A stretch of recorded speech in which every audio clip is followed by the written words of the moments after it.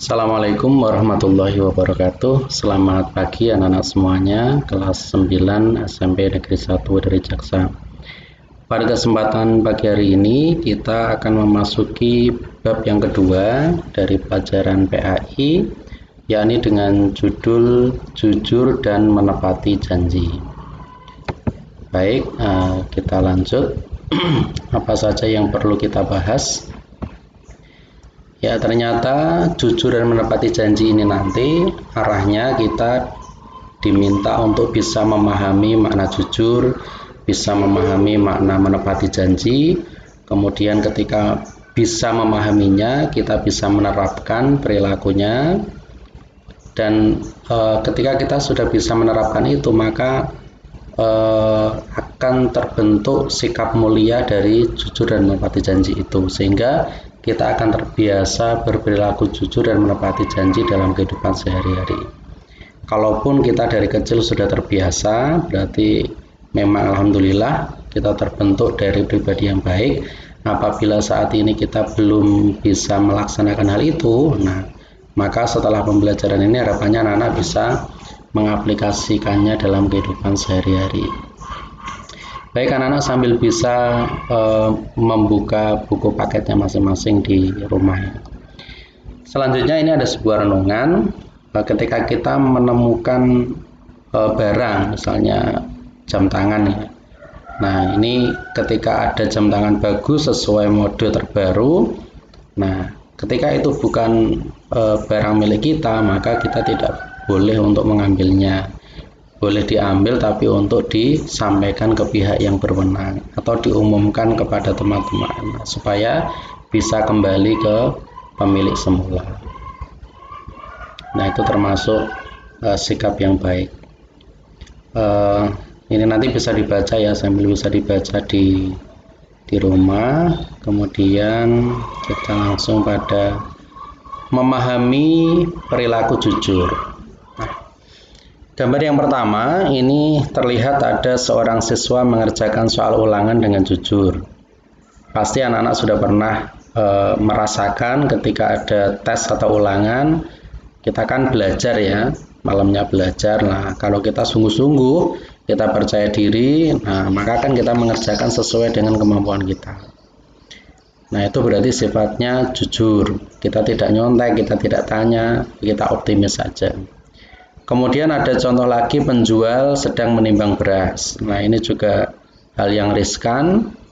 Nah, kalau kita orang yang baik, tentunya kita akan berlaku jujur, tidak dikurangi timbangannya. Kemudian siswa izin kepada orang tuanya untuk pergi ke rumah teman. Nah, ini juga penting. Anak-anak mau ke sekolah, kemudian atau mau ke rumah teman atau mau berkegiatan apa, sebaiknya jujur dan matur serta izin kepada orang tua. Nah, jujur adalah berkata benar dan sesuai dengan kenyataan. Seseorang disebut jujur apabila berkata sesuai dengan kenyataan. Jujur merupakan salah satu perilaku terpuji yang harus dimiliki seorang mukmin. Lawan dari sifat jujur adalah dusta. Sungguh Allah SWT dan Rasul-Nya melarang umatnya berkata dusta. Bahkan dalam sebuah hadis dikatakan bahwa salah satu tanda orang munafik adalah berkata dusta. Nah, kira-kira semacam itu. Ada hadisnya juga dari Abu Hurairah radhiyallahu an, sesungguhnya Rasulullah SAW telah bersabda, tanda-tanda orang munafik ada 3 perkara, yaitu apabila berkata dia berdusta, apabila berjanji dia mengingkari, dan apabila diberi kepercayaan dia mengkhianati. Makanya anak-anak, sejauh ini kita kan bisa menilai ya, kita itu sudah masuk kategori anak yang jujur apa tidak. Kalau memang belum, maka mulai sekarang kita biasakan, kita niatkan bahwa kita hidup itu dalam kejujuran. Jadi tidak ada kebohongan apapun yang akan mengiringi kehidupan kita. Karena apa? Karena ketika kita sudah sekali berbohong, untuk menutupi kebohongan itu kita akan berbohong lebih banyak dan lebih jauh lagi. Nah, makanya itu justru nanti akan merugikan diri kita sendiri. Baik, kita lanjut. Itu masih ada dalilnya. Kemudian ini ada ayat dari Quran surat Al-Ahzab yang berbunyi, Bismillahirrahmanirrahim. Ya ayyuhallazina amanu taqullaha wa qulu qawlan sadida. Wahai orang-orang yang beriman, bertakwalah kamu kepada Allah dan ucapkanlah perkataan yang benar. Nah, kata Allah, kita itu harus beriman, bertakwa, dan ucapan kita harus benar. Karena manusia itu kan yang yang didengarkan kan itu ucapannya. Nah, kalau kita sudah berbohong, pastinya kita tidak dipercaya oleh orang lain. Nah, itu tentang perilaku jujur. Kalau kisah-kisah tentang jujur ya banyak ya, cerita-cerita yang pernah kita kita lihat di televisi misalnya. Kalau kita suka berbohong kepada teman, bohongi misalnya ada ular. Nah, atau kita berbohong sakit. Nah, ketika kita nanti sakit beneran, nah maka teman-teman kita sudah tidak percaya lagi. Nah, mereka sudah tidak menghiraukan kita lagi. Makanya bergurau ataupun apa diusahakan untuk selalu berkata jujur gitu ya. Jadi kita jangan berdusta. Kira-kira anak-anak mungkin sudah bisa memahami dan melaksanakan selama ini. Baik, itu tentang jujur. Selebihnya nanti buku paketnya dibaca sehingga nanti ketika ada pertanyaan silakan anak-anak nanti bisa bertanya di kolom komentar ya. Nanti akan kita jawab. Baik, yang kedua tentang memahami perilaku menepati janji. Nah, masih temannya jujur ya, ini janji. Janji adalah ucapan seseorang kepada orang lain yang menyatakan kesediaan dan kesanggupan untuk berbuat. Menepati janji berarti melaksanakan janji yang pernah diucapkan kepada orang lain. Menepati janji merupakan salah satu sifat terpuji yang harus dimiliki orang beriman. Orang beriman pantang untuk ingkar janji. Menurut hadis Nabi Muhammad SAW, riwayat Bukhari dan Muslim, seseorang yang ingkar janji dikategorikan sebagai orang munafik. Sifat munafik merupakan bentuk perilaku yang sangat erat hubungannya dengan keimanan dan amaliyah atau perbuatan. Sifat munafik hukumnya haram dilakukan oleh umat Islam karena bagian dari jenis perbuatan yang dilarang oleh Allah SWT. Larangan tersebut lebih disebabkan oleh akibat dari perbuatan tersebut dapat membuat kerusakan. Nah, tentang menepati janji ya. Kita kan memang pernah ya, misalnya di sekolah kita janjian dulu sama teman besok berangkat jam berapa. Nah, ketika kita sudah merencanakan kemudian berjanji ya, maka kita harus secara maksimal untuk melaksanakan janji itu. Jangan kok kita bangunnya telat, belum nanti bersih diri, kemudian nanti pakai alasan tidak ada kendaraan lah. Itu kan kita tidak menepati janji. Atau mungkin contoh-contoh yang lain yang sekiranya kita itu memang sudah berjanji. Makanya ketika kita ditanya teman, nah kita kan kalau memang saat itu pemikiran kita belum pasti bisanya, nah, maka kan kita harus menjawabnya insya Allah dan dijelaskan. Jangan hanya insya Allah saja, dijelaskan kalau besok itu kegiatannya kamu itu bagaimana sehingga teman kamu kan bisa memperkirakan dan tidak dan bisa memahami kira-kira kamu bisa datang apa tidak. Nah, itu tentang janji. Dan di sini juga disebutkan janji adalah hutang dan hutang akan dimintai pertanggungjawabannya sampai di akhirat nanti. Dalam sejarah hidup Rasulullah SAW, Beliau tidak pernah mengingkari janji, ya. Beliau selalu menepati janji kepada siapapun. Sudah seharusnya umat Islam meneladani Rasulullah SAW dalam hal menepati janji. Jika ini dilakukan, niscaya akan mendapatkan ridho dari Allah SWT. Nah, kira-kira semacam itu. Tadi termasuk jujur, kemudian menepati janji, itu memang perilaku-perilaku Rasulullah yang sangat kental, ya. Ibaratnya sudah terkenal di mana-mana.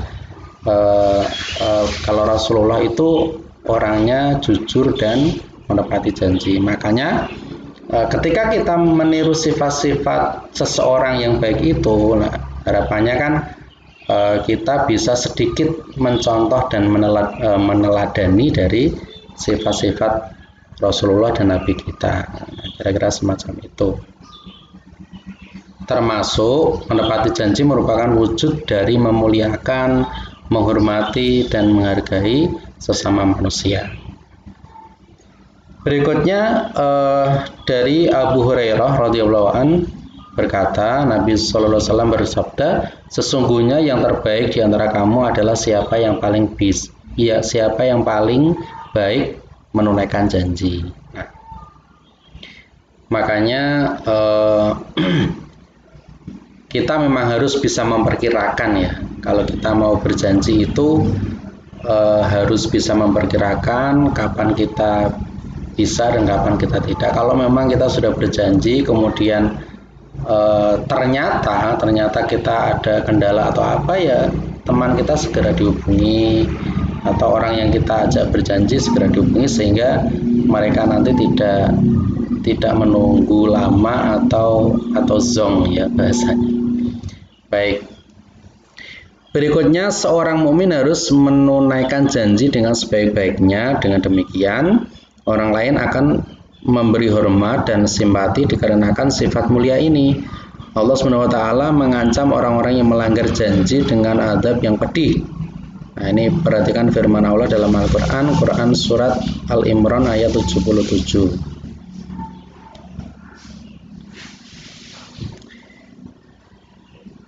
Bismillahirrahmanirrahim.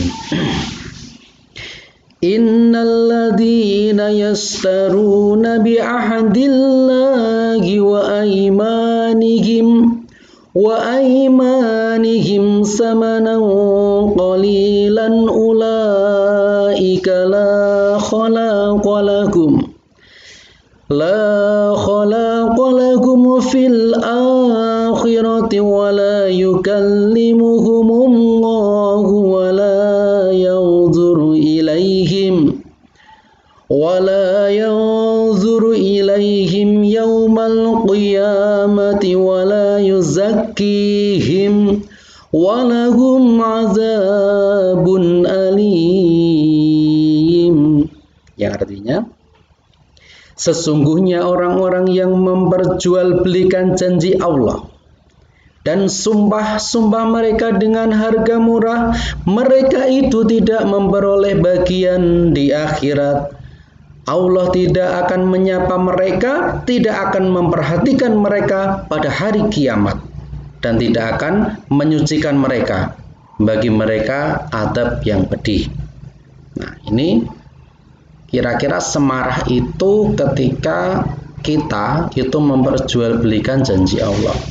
Misalnya kita bilang demi Allah, atau dalam bahasa Arabnya itu wallahi billahi. Nah, itu berarti mengatasnamakan Allah ketika kita berjanji. Nah, itu malah sangat sangat jangan dilakukan gitu. Sehingga anak-anak harus paham, kita tidak boleh memperjualbelikan nama Allah ketika kita berjanji.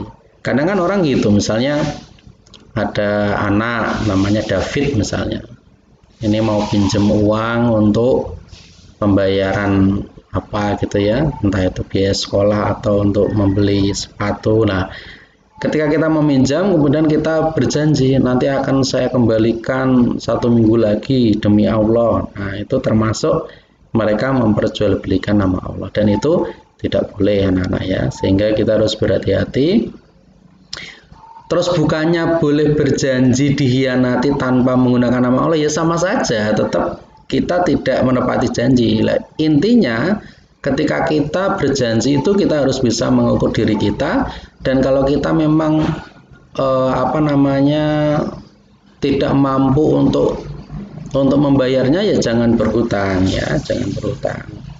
Toh tidak semua masalah bisa diselesaikan dengan banyaknya uang kan gitu. Nah kira-kira semacam itu. Kalau memang kita tidak punya sepatu misalnya, kita kan bisa pinjam. Kalau memang kebutuhannya itu mendesak, misalnya mau lomba sepak bola, kan sepatunya berbeda dengan sepatu biasa, kan tidak harus membeli baru. Nah, kita harus juga pandai-pandai menyelesaikan masalah kita yang sesuai dengan keadaan kita. Nah, itu tentang beberapa penjelasan tentang menepati janji. Itu ada contohnya anak-anak. Sebagai pengurus OSIS misalnya, kamu berjanji kepada ketua OSIS untuk hadir dalam acara rapat rutin bulanan. Nah, maka harus ditepati. Nah, ini refleksi sifat mulia, nanti bisa dibaca-baca kisah teladan. Nah, ini nanti juga anak-anak bisa dibaca kisah teladannya termasuk rangkuman materinya. Intinya pada pertemuan kali ini targetnya anak-anak sudah memahami materi pada bab 2 di pembelajaran agama Islam. Demikian yang dapat Bapak sampaikan, kurang lebihnya mohon maaf. Wassalamualaikum warahmatullahi wabarakatuh.